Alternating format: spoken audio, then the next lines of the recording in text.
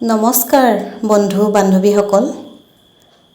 প্ৰথমে আপোনালোক সকলোলৈকে ৭৮ সংখ্যক স্বাধীনতা দিৱসৰ ওলগ যাচিলোঁ। আজি পুনৰ আমি আপোনালোকৰ বাবে এটা নতুন ভিডিঅ' লৈ আহিছোঁ। ভিডিঅ'টো আশা কৰিছোঁ শেষলৈকে চাব।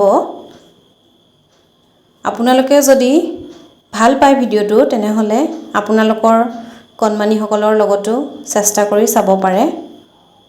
প্ৰথমে ৰুহিৰ সোঁহাতখনত ওপৰৰ অংশত কমলা অৰ্থাৎ গেৰুৱা ৰংটো লগাই ল'লোঁ।